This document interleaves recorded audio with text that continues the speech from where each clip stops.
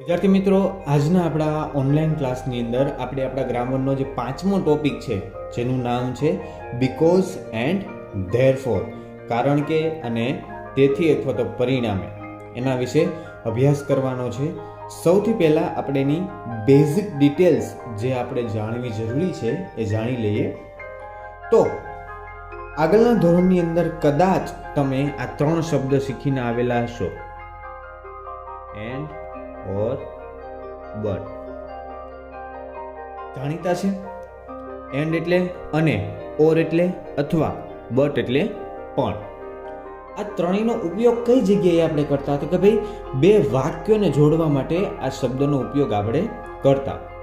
In short તમને કહેવા જાવ તો આ એન્ડ, ઓર, બટ, બીકોઝ અને ધેરફોર આ બધા શબ્દો શું છે તો કે ભાઈ સંયોજક. શું છે? સંયોજક. આ બધાનું કામ એક જ છે કે ભાઈ બે વાક્યોને જોડવા, પણ બધાના યુઝિસ અલગ અલગ છે. વાક્યના આધારે એ બધાના યુઝિસ એટલે કે એના ઉપયોગ ડિસાઇડ થયેલા છે. એન્ડ, ઓર, બટ આપણે શીખી ગયા છીએ, છતાં પણ તમારા ધોરણ 8ની અંદર પણ ભણવામાં આવશે, જે અત્યારે તમે ગયા પહેલા સેમેસ્ટરની અંદર ભણી ગયેલા હશો. ત્યાર પછી આગળ ધોરણ 9ની અંદર પણ ફરી પાછું તમારે આનું આ વસ્તુ ભણવાનું આવશે. અહીંયા આપણે બેઝિક ડિટેલ્સ આની લેવાની છે. આપણે બેઝિક ડિટેલ્સ લઈએ. બીકોઝનો અર્થ થાય કારણ કે. આ શબ્દ આપણા માટે અજાણ્યો નથી, માત્ર અજાણ્યું શું છે તો કે ભાઈ આનો જે યુઝિસ છે એ આપણા માટે અજાણ્યો છે થોડો. હવે આપણે શું કરવાનું છે તો કે ભાઈ સૌથી પહેલાં તો એનો મિનિંગ જાણીએ. બીકોઝ વપરાય ક્યારે એનો યુઝિસ જાણીએ. ભાઈ જે તે વાક્યમાં કારણ અને પરિણામ દર્શાવવા માટે બીકોઝ વપરાય છે. ધ્યાનથી જોજો, કારણ અને પરિણામ. એક્ઝામ્પલ જોઈએ અને ત્યાર પછી આપણે ધેરફોર જોઈ અને બંનેની કમ્પેરિઝન કરશું. શું કહે છે અહીંયા? Sneha will not come. Sneha will not come. તેનું કારણ શું છે તો કે ભાઈ સ્નેહા શા માટે શાળાએ આવવાની નથી તો કે ભાઈ બીકોઝ શી ઇઝ ઇલ. તો પહેલું વાક્ય શું છે? પરિણામ, અને એનું પરિણામનું કારણ શું છે તો કે ભાઈ બીજું વાક્ય. Okay. Nitin is sad because. Nitin ઉદાસ છે, તેનું કારણ, આ નીતિનભાઈ ઉદાસ છે એનું કારણ શું છે તો કે ભાઈ હી લોસ્ટ ધ મેચ. એ ભાઈ જે છે એ મેચ હારી ગયા. ક્લિયર?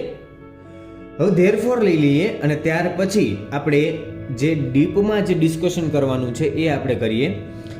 ધેરફોરનો મતલબ શું થાય તો કે ભાઈ તેથી અથવા તો પરિણામ. ધેરફોરનો અર્થ શું થાય? તેથી અથવા તો પરિણામ. આનો ઉપયોગ શું થાય તો કે ભાઈ જે તે વાક્યમાં પરિણામ અને કારણ દર્શાવવા માટે વપરાય છે. શોર્ટમાં તમને સમજાણું હશે કે આ બંને શબ્દો જે છે, બંને કન્જક્શન છે, બીકોઝ અને ધેરફોર, બંનેનો ઉપયોગ એક સરખો થાય છે. બંને કારણ અને પરિણામ દર્શાવવા માટે વપરાય છે, પણ બંને અલગ અલગ રીતે વપરાય છે. વાક્યની અંદર તમને સ્પષ્ટ ક્લેરિફિકેશન મળતું હોય તો જ તમે આ બેમાંથી કોઈ પણ એક જે સાચો જવાબ મૂકવાનો હોય એનો તમે સાચો જવાબ બનાવી શકો. જો તમે એમાં ગૂંચવણ ભરેલા નજરથી એની અંદર જુઓ અથવા તો તમને જ્યારે સમજાવતા હોય ત્યારે સમજાય નહીં તો તમે ભૂલ કરી બેસો. હું તમને શોર્ટ એન્ડ સિમ્પલ એક્સપ્લેનેશન આપીશ. એ પહેલાં આપણે એક્ઝામ્પલ જોઈ લઈએ. સ્નેહા ઇઝ ઇલ. સ્નેહા શું છે? બીમાર છે. તો બીમાર હોવાનું પરિણામ શું આવ્યું તો કે ભાઈ she will not come to school.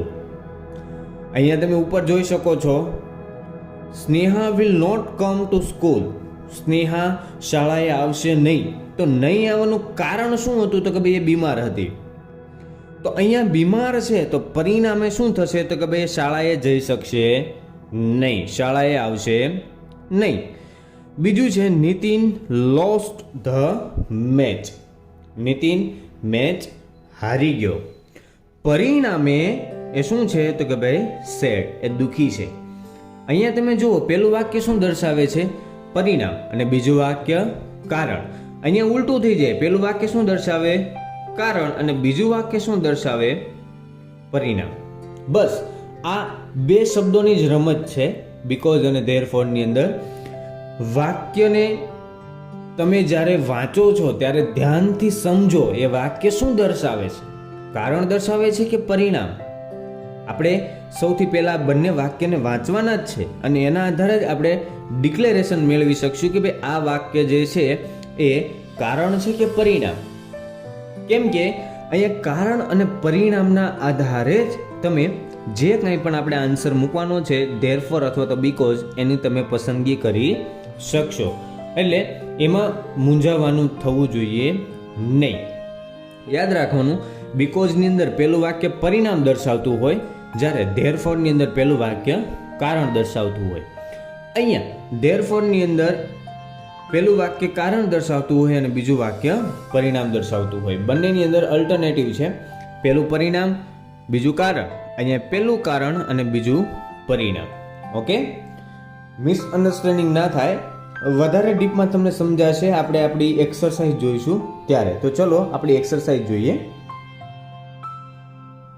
Exercise જોઈએ. એમાં પહેલો સવાલ છે, match sentences in A with those in B using because or therefore. આપણને જે A અને B બંને ડિપાર્ટમેન્ટ આપેલા છે એ બંનેના જે સેન્ટેન્સીસ છે એ કયા સેન્ટેન્સીસ સાથે A અને B બંને મેચ થાય છે એ લખી અને ત્યાર પછી બીકોઝ અને ધેરફોરનો યોગ્ય ઉપયોગ કરી અને આપણે આન્સર લખવાનો છે. ફર્સ્ટ કોલમ તમે જોશો તો આની અંદર મેં એના અલ્ટરનેટિવ નંબર આપેલા છે. માનો કે એક નંબર છે તો એની સાથે કેટલા નંબરનું સેન્ટેન્સ આવશે તો કે ભાઈ નંબર 5. અને એક નંબરના સેન્ટેન્સમાં શું મૂકવાનું છે તો કે ભાઈ એનો આન્સર એ મૂકેલો છે, મેં બીકોઝ મૂકવાનું છે. પણ આપણે સૌથી પહેલાં તો સમજી લઈએ. અહીંયા તમને પ્રોપરલી સમજાશે કે ભાઈ વાક્ય કારણ દર્શાવે છે કે પરિણામ. ઓકે, પહેલું સેન્ટેન્સ છે, મિસ્ટર મોદી ઇઝ લેટ. મિસ્ટર મોદી મોડા છે. તો હવે એનો આન્સર 5 નંબર છે, હી મિસ ધ બસ. આ મિસ્ટર મોદી લેટ છે તો એક કારણ શું છે એનું લેટ હોવાનું? લેટ હોવાનું કંઈક કારણ તો હોવું જોઈએ ને. આ પરિણામ તો છે નહીં, તો એનું કંઈક કારણ તો હોવું જોઈએ ને. તો બીજું વાક્ય શું દર્શાવતું હોવું જોઈએ? કારણ. તો એવું માત્ર ક્યાં જોવા મળે તો કે ભાઈ બીકોઝની અંદર. તો વાક્ય આપણે અહીંયા લખતું પણ જવાનું છે, મિસ્ટર મોદી ઇઝ લેટ. તો એનું કારણ શું છે તો કે ભાઈ because he missed the bus. Okay, બીજું છે, Jatin has won the match. Jatin જે છે એ મેચ જીત્યો. તો આન્સરની અંદર શું આવશે તો કે ભાઈ he will get a gold medal. તો મેચ જીત્યો તો એનું કારણ શું છે? આ મેડલ જીત્યો એનું કારણ છે? નહીં. ભાઈ મેચ જીત્યા, પરિણામે એને શું મળ્યું તો કે ભાઈ એને મેડલ મળ્યો, ગોલ્ડ મેડલ એને મળે છે. તો અહીંયા મેડલ મળે છે તો એનું કારણ શું છે તો કે ભાઈ એ મેચ જીત્યો. અલ્ટરનેટિવ કરો એટલે તમને ખ્યાલ આવી જાય. આ વાક્ય બીકોઝથી બનશે નહીં, આ વાક્ય શેનાથી બનશે? ધેરફોરથી. તો અહીંયા વાક્ય ઓલરેડી મેં અડધું લખેલું જ છે, Jatin has won the match therefore he will get a gold medal. Clear? સમજાય છે? નંબર 3 છે, ધ ટીચર ઇઝ એબસન્ટ. શિક્ષક આજે એબસન્ટ એટલે કે રજા પર છે, નથી. તો જવાબની અંદર શું આવશે તો કે ભાઈ there will be no test today. આજે કોઈ પણ પરીક્ષા હોશે નહીં. હવે આ શિક્ષક એબસન્ટ છે એનું કારણ શું છે તો કે ભાઈ આજે પરીક્ષા નથી એટલે શિક્ષક એબસન્ટ છે? ના. બીજું વાક્ય જે છે કારણ દર્શાવતું નથી. બીજું વાક્ય શું દર્શાવે છે? પરિણામ. એનો મતલબ એમ કે ધ ટીચર ઇઝ એબસન્ટ એ શું છે? એ રીઝન છે. હવે આજે કોઈ પણ પરીક્ષા નથી તો પરીક્ષા ન હોવાનું કારણ શું છે તો કે ભાઈ આજે શિક્ષક એબસન્ટ છે. એટલે અહીંયા આન્સરની અંદર શું આવશે? ધેરફોર. તો આપણે અહીંયા જવાબની અંદર લખીએ ધેરફોર. જવાબની અંદર શું આવશે તો કે ભાઈ there will be no test today. Okay, પછી જોઈએ 4 નંબરનું sentence. We can not go outside. આપણે બહાર જઈ શકશું નહીં. તો 10 નંબરનું સેન્ટેન્સ છે. It is રેઇનિંગ. વરસાદ ચાલુ છે. શેના વડે આપણે આન્સર બનાવવાનો છે? તો કે ભાઈ 10માં આપણે જોઈએ છે કે ભાઈ બીકોઝ વડે બનાવવાનું છે. બીકોઝ આવે કઈ રીતે? તો કે ભાઈ we can not go outside. પણ શા માટે? કારણ શું છે આપણે બહાર નહીં જવાનું? તો એ આપણને બીજું વાક્ય આપે છે કે ભાઈ ઇટ ઇઝ રેઇનિંગ. હા, બીજું વાક્ય કારણ દર્શાવે છે. આપણે બહાર જઈ શકશું નહીં. તેનું કારણ શું છે? તો કે ભાઈ વરસાદ ચાલુ છે. તો વાક્ય કઈ રીતનું બનશે? તો કે ભાઈ we can not go outside because it is raining. Clear? છેલ્લું જોઈ લઈએ. નિતિન ઇઝ નોટ વેલ. 5 નંબરનું સેન્ટેન્સ છે. Nitin is not well. તો સામે જવાબ કયો આવશે? તો કે ભાઈ 7 નંબરનો. He will not come to school. હવે નિતિન ઠીક નથી, મતલબમાં નિતિનને મજા નથી. તો એનું કારણ શું છે? તો કે ભાઈ બીજું વાક્ય કારણ દર્શાવે છે કે ભાઈ એ બીમાર છે. તો એનું કારણ શું છે? તો કે ભાઈ શાળાએ નહીં આવે એનું કારણ છે? નહીં, પરિણામ છે. નિતિન બીમાર છે માટે એ શાળાએ આવશે નહીં. તો 5 નંબરની ખાલી જગ્યા પણ શેનાથી બનશે? therefore થી.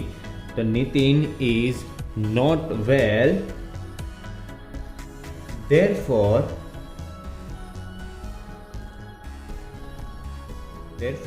કેટલા નંબરનું સેન્ટેન્સ આપણે જોવાનું છે? 7 નંબરનું. He will not come to school.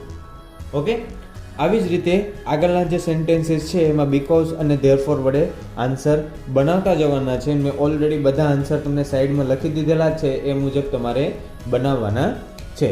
જોઈએ આપણો આગળનો પ્રશ્ન. પ્રશ્ન 2 ની અંદર શું કહે છે? Fill in the blanks with because and therefore.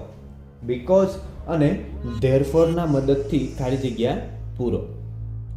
અહીંયા ફરી પાછું આપણે જોવાનું છે કે ભાઈ પેલું વાક્ય કારણ કે પરિણામ દર્શાવે છે અને એના આધારે આપણે બીકોઝ અને ધેરફોર મૂકવાના છે. તો જોઈએ.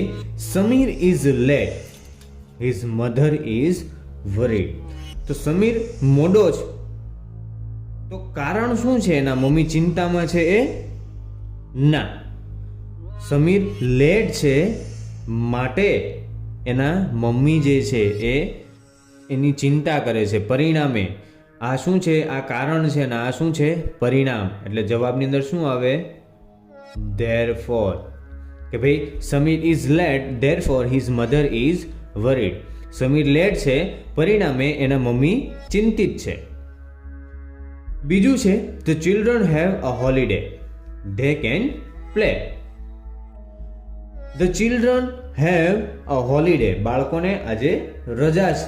તેનું કારણ શું છે? તો કે ભાઈ they can play. તેઓ રમી શકે એ કારણ છે? ના, એ શું છે? આ પરિણામ છે. આજે રજા છે પરિણામે, એટલે કે therefore they can play. બાળકોને આજે રજા છે માટે તેથી પરિણામે તેઓ રમી શકે. ઓકે, નંબર 3 છે Mrs Pandya will go for shopping. She has a holiday today. Mrs Pandya જે છે એ શોપિંગ કરવા માટે જશે. તો કારણ શું છે? તો કે ભાઈ she has a holiday today. એને આજે રજા છે. તો આ પ્રોપર જે પરિણામ છે એનું કારણ આપણને મળે છે ને અહીંયા. તો જવાબની અંદર શું આવે? બીકોઝ. કે ભાઈ મિસિસ પંડ્યા શોપિંગ કરવા માટે જશે કારણ કે તેણીને આજે રજા છે. ક્લિયર? નંબર 4 છે અંશ is absent, he has fever. તો અંશ ઇઝ એબસન્ટ, અંશને રજા પર છે. તો એનું કારણ શું છે? તો કે ભાઈ બીજું વાક્ય કારણ દર્શાવે છે. તો કે ભાઈ હા, રજા ઉપર છે. એનું કારણ શું છે? તો કે ભાઈ એને ફીવર છે, એને તાવ છે. તો અહીંયા જવાબની અંદર શું આવશે? બીકોઝ. ઓકે, અંશ આજે એબસન્ટ એટલે કે રજા પર છે કારણ કે એને તાવ આવે છે એટલે. 5 નંબરનું છે the children are shouting, the teacher is not there in the class. બાળકો જે છે એ બૂમો પાડી રહ્યા છે. તો બૂમો પાડવાનું કારણ શું છે એ બીજા વાક્યમાં આપણને મળે છે તો કે ભાઈ હા, કેમ કે કારણ કે ટીચર જે છે એ ક્લાસમાં છે નહીં. તો બીજું વાક્ય કારણ દર્શાવશે તો જવાબની અંદર શું આવશે? બીકોઝ. બાળકો બૂમો પાડી રહ્યા છે કારણ કે ક્લાસમાં શિક્ષક છે નહીં. ક્લિયર? નંબર 6 પર છે Anil has not done his homework. અનિલે એનું ગૃહ કાર્ય કરેલ નથી. The teacher will punish him. તો Anil has not done his homework. અનિલે એનું કાર્ય કરેલું નથી, હોમવર્ક કરેલું નથી. તેનું કારણ શું છે? બીજું વાક્ય દર્શાવે છે? ના, બીજું વાક્ય શું દર્શાવે છે? પરિણામ. કે ભાઈએ આ હોમવર્ક કરેલું નથી, પરિણામે એમને શું મળશે? પનિશમેન્ટ, એટલે કે એને સજા મળશે. એટલે જવાબની અંદર શું આવે? ધેરફોર. ઓકે, 7 નંબરનું છેલ્લું જોઈ લઈએ, પછી તમારા જાતે તમારે કમ્પ્લીટ કરવાનું છે આ પ્રશ્ન. 7 નંબર પર છે હર્ષ miss the bus. Harsh bus ચૂકી ગયો. He will go by auto rickshaw. તો શા માટે આ હર્ષ છે એ બસ ચૂકી ગયો એનું કારણ શું છે? તો બીજું વાક્ય કારણ દર્શાવતું નથી, એ શું દર્શાવે છે? પરિણામ. એટલે અહીંયા જવાબની અંદર શું આવશે? ધેરફોર. હર્ષ બસ ચૂકી ગયો, પરિણામે એ શેમાં જશે? ઓટો રિક્ષાની અંદર જશે, એટલે કે રિક્ષાની અંદર જશે. વિદ્યાર્થી મિત્રો, આ સાથે આપણે આપણો આ વિડીયો છે અહીંયા પૂર્ણ કરીએ છીએ. આગળના વિડીયોની અંદર આપણે એનો જે બાકી રહેલી એક્સરસાઇઝ છે એના વિશે ડિસ્કશન કરશું. Thank you.